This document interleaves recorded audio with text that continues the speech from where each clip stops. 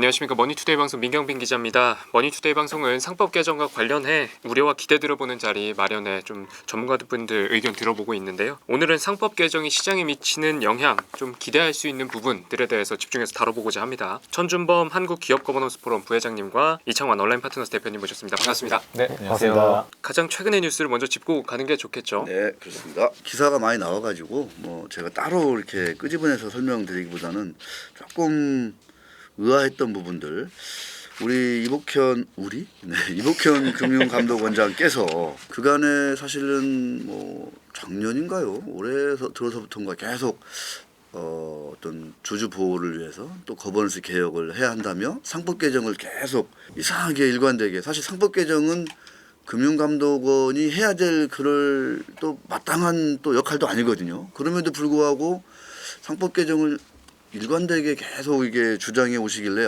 우리 이 원장께서는 정말 거버넌스 개혁에 대해서 남다른 좀 뜻과 의지가 있으시구나 그랬는데, 갑자기 상법을 개정하는 것보다 자본시장법 개정을 통해 주주 보호를 하는 게 합리적이다. 상장 법인에 대한 규율 체계를 두는 것이 보다 합리적인데 100만 개가 넘는 기업 모두에게 적용되는 방식으로 법 개정하는 게 적절한지, 약간 좀 그동안의 어떤 그 입장과는 좀 상당히 좀 그 다른 얘기를 해서, 지금 이제 일각에서는 그래서 여야가 또 이제 상법 개정과 자본시장법 개정을 두고 또 대치하는 거 아니냐, 이런 식으로 또 참 이해 못할 그런 형국으로 뭔가 이야기가 진행되는 그런 느낌도 살짝 봤거든요. 같은 날 아까 이제 우리 민 기자가 얘기했지만 KCGF 한국기업 거버넌스 포럼이죠. 네, 에서는 110인의 어떤 긴급 성명을 내고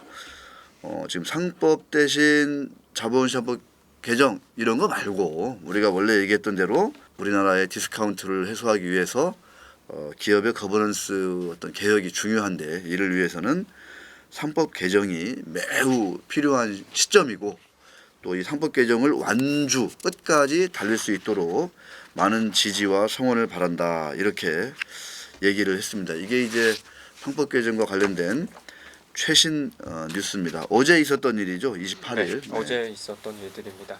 저희가 지금 잠깐 말씀드린 것처럼 상법 개정이 굉장히 뜨겁게 여야가 나뉘어서 붙고 있기도 하고요. 우선 이런 상법 개정이 이렇게 큰 틀에서 되게 뜨겁게 논의되기 시작한 배경에 대해서 먼저 짚어보는 게 좋을 것 같습니다. 우선은 이 논의가 왜 뜨거워졌는지 가장 핵심적인 이유 하나씩 전문가님 두 분께 한번 여쭙고 싶습니다. 지난 20-30년간의 역사를 아셔야 되는데요. 소위 최근에 이제 얘기되고 있는 핀셋 규제, 어떤 일이 있으면은 어떤 일에 대한 딱 그 규제만 만들어서 그것을 해결한다. 이런 것들을 우리 기업 거버넌스 분야에서는 지난 30년 동안 계속 해왔어요, 사실. 그런데 다 실패했습니다. 예를 들면 부당 지원 행위가 있으면은 공정거래법을 개정하고, 사익 편취 행위가 있으면은 또 공정거래법을 덧붙이고, 상법에 계속 하나씩 조항이 소위 그 패치 법안이라고 말합니다. 그래서 땜질식이죠. 땜질식 해결책을 지금까지 20-30년 동안 해왔는데, 더 이상은 이게 너무 누더기가 되고 해결을 못하고 있는 것이 확실해졌기 때문에 기본 원칙을 일단 깔아놓고 그 다음에 세부적인 제도를 만들자. 이게 상법 개정의 취지입니다. 주주 충실 의무의 취지입니다. 시장 참여자로서 대표님도 한번 상법 개정, 이 방금 잠깐 부회장님께서 땜질식의 법이 개선안이 계속 나왔었고 그런 것들이 훌륭하게 역할하지 못해서 이런 배경이 나왔다, 이런 상법 개정 논의가 나왔다라고 짚어주셨는데, 플레이어로서 보시기에도 그런 부분이 좀 있을까요? 예, 시장 참여자 입장에서는 하여튼 최근에 주식시장에 대한 관심이 되게 많아졌었고, 그런데 이제 사실 한국만 투자하는 게 아니라 해외에도 투자하고 있잖아요. 자본시장이 한국만 있는 게 아니고 사실 해외에도 있는데, 우리나라를 빼고 다른 나라에서는 발생 안 하는 그런 문제, 그리고 우리나라와 비슷했던 일본 같은 데서는 이제 이런 거버넌스 개혁을 통해 가지고 문제를 해결한 거를 이제 우리 서학개미, 일학개미들이 이제 알게 된 거죠. 그러는 과정에서 우리나라에서 왠지 모르겠는데 최근에 이런 주주들에게 피해를 입히는, 그러나 현행 법으로는 규율되지 않는 두산 사태, 고려 아현 사태, 그 전에도 LG 에너지 솔루션이라든지 이런 사태가 계속 발생을 하다 보니까 이게 논의가 뜨거워질 수밖에 없지 않았나, 이렇게 생각이 듭니다. 구체적인 논의를 시작하기에 앞서서 방금 말씀해 주신 것처럼 주식시장 참여자들도 늘어났고, 사실 올해가 또 특별히 말씀 주신 두산과 고려형 관련해서 굉장히 이런 뜨거운 논쟁들이 많이 벌어져서 더 관심이 좀 커지는 것 같기는 한데, 일단은 가장 큰 틀에서 코리아 디스카운트 상법개정이라는 단어가 이런 논의들이 시작한 배경이 아닐까 생각이 드는데요. 상법개정이 코리아 디스카운트에서의 역할을 할 수 있다고 보시는지 좀 궁금합니다. 사실 뭐 주식 투자 전문가는 아니긴 한데 저도 다른 어떤 뭐 인터뷰나 해서 표현을 이제 좀 비유로 하는 것들이 있는데 사실은 너무 기대를 가지시면 안 돼요. 왜냐하면 상법 개정이라는 게 만병통치약은 아니다. 하지만 만악을 막을 기본은 된다라는 겁니다. 상법 개정이라는 주주의 충실 의무라는 게 즉각적인 조치보다는 중장기적인 그런 해법이 될 거라고 생각을 하고 다른 나라에는 다 있는 것이 없기 때문에 특히 지금 이창환 대표님 말씀하셨듯이 최근에 이렇게 갑자기 떠오르고 있는 이유는 다른 데서는 우리나라 같은 일이 안 벌어지는구나라는 걸 알게 됐기 때문이에요. 그래서 뭐 사실 주식 투자자 관점에서 좀 이야기를 하면 이게 저는 이제 어떤 효과가 있을 거라고 보냐면 주가라는 거는 실적 곱하기 배수, 멀티플 이렇게 된다고 간단하게 볼 수 있는데 우리나라 기업들은 이 배수가 낮아요. 이 배수가 낮은 이유는 과거에 오랜 경험이 쌓여 있죠. 이 회사는 투자를 해도 예를 들면은 뭐 사업부를 열심히 키우면 나중에 물적 분할을 하거나 저평가 시켜놨다가 다른 회사랑 합치거나 이런 리스크가 있다고 이미 알고 있어요. 모든 시장 참가자들이 그만큼을 반영을 해요, 주가에. 그러니까 배수에다가 반영을 해놓고 있는 상태인데 천 부회장님 말씀하신 대로 이게 저는 만악을 막는 최소한 기본적으로 이게 있으면 두산그룹이라면 예를 들면 이런 거 합병할 때 한 번 더 할 수밖에 없는 거고 LG도 뭐 물적 분할할 때 한 번 더 생각해야 되는 그런 게 덜 일어난다고 하면 리스크가 줄어드는 거거든요. 리스크가 줄어들면 할인율이 떨어진다.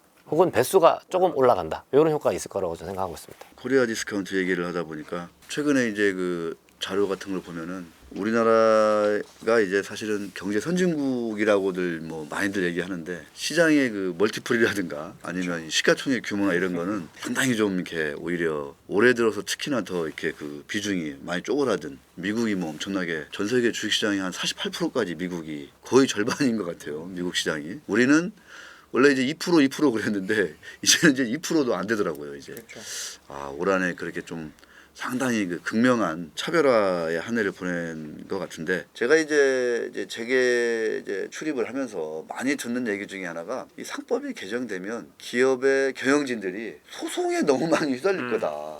그래서 소송에 이렇게 시달려 가지고 기업 경영을 제대로 못할 수가 있다. 그래서 이게 오히려 기업의 주가를 또 이렇게 가로막는 그런 요인이 될 수 있다는 얘기를 그냥 많이 듣거든요. 근데 이제 이 얘기는 사실은 피부로 와닿잖아요.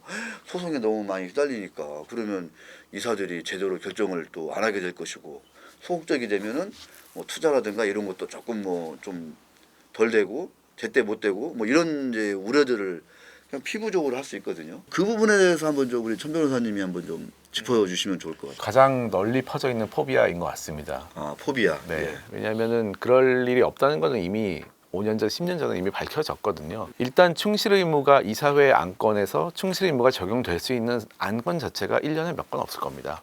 왜냐하면 일반적으로는 다 이제 선관주의 의무, 그냥 열심히 하면 되는 그런 의무가 적용되는 그런 안건이고 충실 의무가 적용되는 안건은 직접적으로 주주의 재산권에 영향이 가는 것. 예를 들면은 합병 분할, 뭐 지주회사 자사주, 내부 거래 또는 다른 주주하고 이 일반 주주하고 어떤 이익이 달라지는 경우 주로 이제 계열 회사 간의 거래가 되겠죠. 그런 경우에만 사실상 충실 의무가 적용됩니다. 물론 우리나라 기업 집단은 굉장히 계열 회사가 많기 때문에 그 하나하나의 검토에 좀 더 신중하게 해야 되는 건 맞는데요. 지금까지는 사실 계열 회사 간 거래에 대해서 이사회가 그냥 면죄부를 주고 있었습니다. 어떤 조건에서나.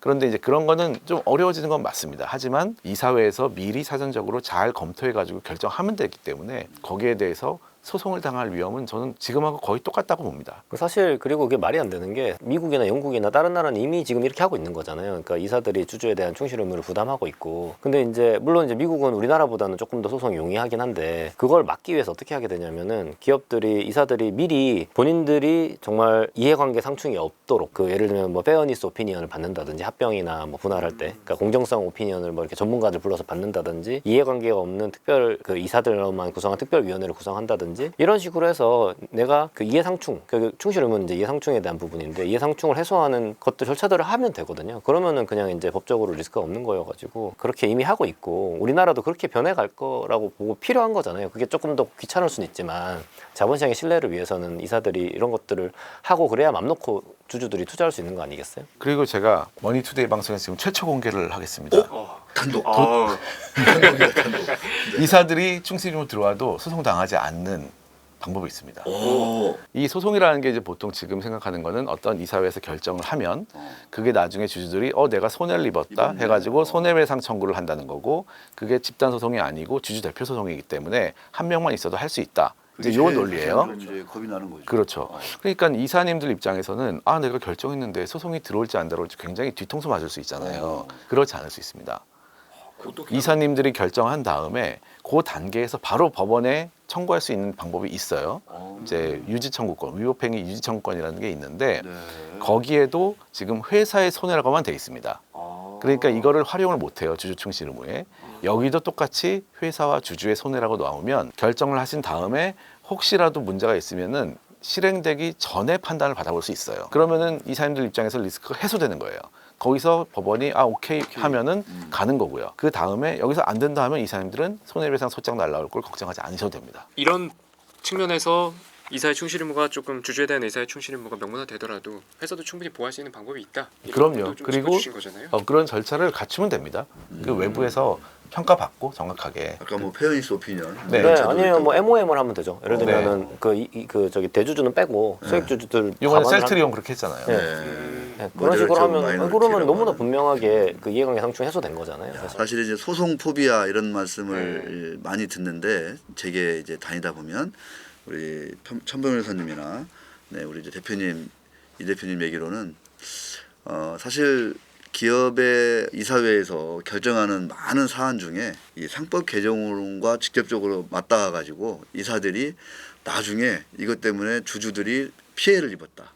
금전적인 손해를 입었다고 해가지고 나중에 손해배상 소송을 막 주주 대표 소송을 해가지고 이때만큼 막 빵 때릴 이럴 건은 그렇게 많지 않다. 많지 않고, 거의 많지 않고 아니다. 있어도 미리 사전에 법원과 여러 가지 외부의 뭐 어떤 그 공정성을 인정받을 수 있는 그런 기관으로부터 미리미리 좀 이렇게 검증받고 절차를 거쳐서 하면은 소송 포비아로부터는 상당히 좀 많이 자유로울 수가 있으니 이사님들 너무 걱정하지 않으셔도 된다.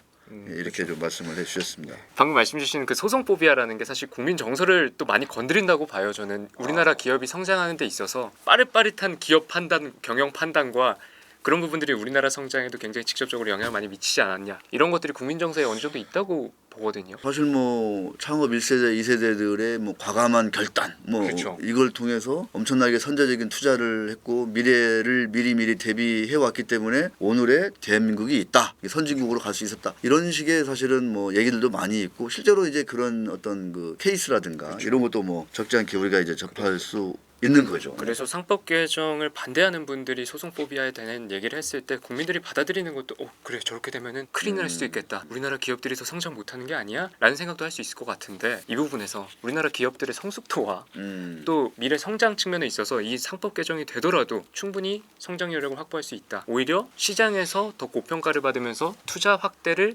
이끌어낼 수도 있다. 이런 부분도 있을 것 같은데 이 상법 개정이 되더라도 우리나라의 기업들의 경쟁력 충분히 이어갈 수 있는 거 저는 아닙니까? 지금 표현이 좀 바뀌어야 될 것 같습니다. 왜냐하면 상법 개정이 되어야 아. 우리나라의 기업의 경쟁력이 살아납니다. 왜냐하면은 이 소송 포비아를 떠나가지고 충실 의무라는 거는 기본적으로는 전체 주주의 이익을 위해서 일을 하는 겁니다. 근데 우리나라의 기업의 경쟁력이 지금 떨어지는 이유는 성숙한 회사들이 이제 전체 주주가 아니라 일부 주주, 지배주주에 좋아하는 걸 하고 있어요. 예를 들면 뭐 부동산을 산다든지 골프장 산다든지 내가 좋아하는 거 한다든지 이렇게 전체 주주의 의사랑 좀 관계없는 의사결정 많이 하기 때문에 지금 효율성이 많이 떨어지고 있는 상황이거든요. 그러니까는 오히려 이 상법 개정에 대해서 충실 의무가 들어와야지만 더 타이트하게 경쟁을 하게 되고 더 바짝 긴장을 해가지고 경영을 하게 되는 겁니다. 지금 딱 우리나라 그런 상황이라고 저는 생각하고요. 오히려 상법 개정이 안 되면 그런 비효율적인 경영이 계속될 우려가 있습니다. 대표님도 격하게 공감을 완전 해주셨는데 공감하고요. 그리고 사실 어쨌든 미국이라는 너무 발레가 있어, 좋은 발레가 있어가지고 이제 거기 보면은 이제 기업가 정신이 꼽히고 있잖아요. 왜냐하면 이제 자본시장에 신뢰가 있으니까 상장 회사들이 높은 밸류에이션에 거래가 되고 자본이 쉽게 조달이 돼서 그거를 막 엄청 AI라든지 이런 에쿼티, 그러니까 자본으로만 조달할 수 있는 그런 산업에 투자가 되고 있잖아요. 그리고 거기에 이제 스타트업까지 가면서 혁신이 일어나서 지금 경제가 가고 있는데 이제 옛날처럼 이렇게 차입 일으켜서 뭐 그냥 중후장대 시설에 투자해서 이런 시대가 아니거든요. AI 혁명에서 이제 살아남는 국가가 되려면 자본으로만 투자를 할 수 있는 이런 그 산업들이 발달해야 되는데 그러려면 이제 자본시장에 개혁이 있어야지만 가능하다. 오늘날의 테슬라도 사실은 뭐 그 자본시장 미국 실리콘밸리 맞습니다. 중심으로 그런 어떤 스타트업 생태계라든가 그 이후에 그런 자본시장 이런 게 사실 없었으면은 존재하지 못했다라는 게 이제 머스크 평전의 주된 내용이던데. 네. 저는 좀 이제 뭐 두 분 오셔가지고 특별히 좀 이 부분이 조금 더 좀 저도 좀 많이 좀 배우고 가야 되겠다 생각을 했었는데 사실은 이제 지금 이제 재계에서 많이 얘기하는 것 중에 하나가 지금 글로벌하게 경쟁이 많이 치열해지고 있고 뭐 반도체, 자동차 할 것 없이 철강도 뭐 조선 할 것 없이 그래서 방산도 마찬가지고 우리 기업들한테 동기부여도 하고 인센티브도 많이 주고 규제도 많이 풀고 이런 것들이 지금 어느 때보다도 필요하다 이런 얘기들을 하루가 멀지 않게 접하거든요. 그런데 이제 이 와중에 상법 개정 자체가 어떤 거버넌스에 대한 어떤 규제다 이제 이렇게 얘기를 하면서 지금 좀 규제도 많이 풀고 사실은 그 다음에 기업들을 많이 좀 이렇게 인센티브를 막 이렇게 줘야 되는 이 상황인데 오히려 좀 이렇게 규제가 세게 들어오는 거 아니냐 이렇게 하면서 좀 뭔가 지금은 상당히 좀 시기상으로도 그렇고 기업안의 입장에서도 그렇고 매우 좀 부적절하다. 그래서 이제 얼마 전에 20인 대기업들이 모여가지고 공동성명 같은 것도 발표하고 그랬던 걸로 제가 알고 있는데 상법 개정이 어떤 기업에 대한 그 기업 경영에 대한 규제가 아니다라는 좀 측면에서 좀 두 분 좀 얘기를 좀 한번 좀 듣고 싶습니다. 규제가 전혀 아니죠. 오히려 지금 말씀하신 어떤 뭐 인센티브나 그런 사업을 도와주는 그런 규제 완화는 어느 주주가 싫어하겠습니까? 모든 주주는 당연히 좋아합니다. 그런 거를 하지 말라는 주주는 아무도 없을 거예요, 절대. 그런데 뭐 부당 합병을 해가지고 갑자기 저쪽이랑 못 사는 회사하고 갑자기 합병을 시킨다든지 이제 이런 거에서 극렬하게 반대가 지금 일어나고 있는 거거든요. 그런 경우는 오히려 우리나라 회사들의 경쟁력을 갉아먹습니다. 예를 들면 우리 IMF 때 소위 선단식 경영을 하다가 못 나가는 회사를 잘 나가는 회사가 도와주고 이러다가 다 같이 망할 뻔했잖아요. 많이 그렇죠. 네. 몰락하기도 했고. 그렇죠. 실제로도. 실제로 많이 몰락했고. 근데 저는 요즘에 상법 개정 논의를 보면서 오히려 그때의 모습이 재현될까 봐 더 두려워요. 왜냐하면 최근에 있었던 많은 합병이나 이런 것들이 똑같이 잘 안 되는 회사들을 잘 되는 회사들이 도와주기 위한 지금 자본 거래가 많이 일어나고 있거든요. 이런 것들을 정부가 견제를 한 게 옛날이었다면 지금은 이제 이 잘 나가는 회사의 주주들이 견제를 해줘야 되거든요. 그게 전혀 이루어지지 않고 있어요. 그냥 전체적인 기업 집단의 논리 그리고 뭐 지금 말씀하신 어떤 성장 논리 이런 것들밖에 없는데 굉장히 추상적이고 충실 의무하고는 사실 무관합니다. 오히려 충실 의무가 들어가야지만 빨리빨리 못 나가는 회사는 퇴출이 되고 그 자원이 다시 분배돼가지고 잘 나가는 회사로 가고 이런 경제의 그 순환이 이루어지기 때문에 오히려 지금의 충실 의무가 도입되지 않으면은 오히려 옛날에 IMF 때 악몽이 다시 떠오를 수도 있는 그런 좀 무서운 상황이라고 저는 생각합니다. 잘 나가는 회사가 잘 못 나가는 회사를 돕는다라는 게 대표님께서 할 말이 많으실 것 같은데. 그렇죠. 지금 뭐 저희가 하고 있는 저희가 하고 있는 건도 이 사실 두산 로보틱스라는 회사를 어떻게 보면 지원해주기 위한 부분도 저는 있는 것 같고 이제 뭐 다른 뭐 그룹도 이제 지금 뭐 올해 그런 합병이 있었잖아요. 근데 이제 저는 그러니까 이게 오히려 그 기업에 대한 규제가 아니라 기업을 보호해주는 거라고 생각해요. 두 가지 관점에서 첫 번째는 기업 주주가 이제 여러 명의 자본을 모아서 공동으로 사업을 하기 위해서 만든 게 주식회사인데 그러니까 주주는 회사의 일부죠. 중요한. 근데 이제 주인이기도 하고 주주를 보호하는 게 어떻게 규제가 될 수 있냐. 두 번째는 저는 아까 천 변호사님 말씀하신 대로 이런 일이 있을 수 있을 것 같아요. 상법이 개정이 되면은 예를 들면 최근에 보면 이제 어떤 그룹의 어떤 계열사가 어려워져서 돈 잘 버는 다른 계열사를 여기 합치는. 근데 이거는 각각 개별의 이사회나 주주들 입장에서는 원하지 않는 걸 수도 있는데 지금은 이게 합법이에요. 그리고 저항할 수 있는 방법이 없어요. 이 이사들이. 그러니까 되는 건데 이게 이제 이런 상법 개정이 들어오면 이거는 사실 각각 개별 회사 입장에서 최선을 판단을 하라는 거거든요. 지배주주의 이익을 그룹 집단의 이익을 생각하지 말고 그러면은 사실 이제 이런 합병 안 해도 되는 근거가 생기는 거죠. 이사들이 이거는 그 충실 의무 위반이다. 우리 입장에서는 이거 손해인 것 같다. 안 한다라고 하면 이제 이런 리스크가 오히려 더 커지는 합치고 하다가 나중에 다 무너질 수도 있잖아요. 그런 거보다는 그냥 이제 그런 부분에서 기업을 오히려 보호하는 법안이라고 저는 생각합니다. 이제는 하나하나의 룰을 정할 게 아니고 일단 원칙을 세우고 원칙을 세운 위에 룰이 있는 것들 당연히 그 합병에 대한 규제가 아니라 어떤 그 절차는 들어가야죠. 그 위에다가 쌓아보자라는 거지 그거 안 되고 상법 개정하자는 아닙니다. 당연히 그것도 해야 됩니다.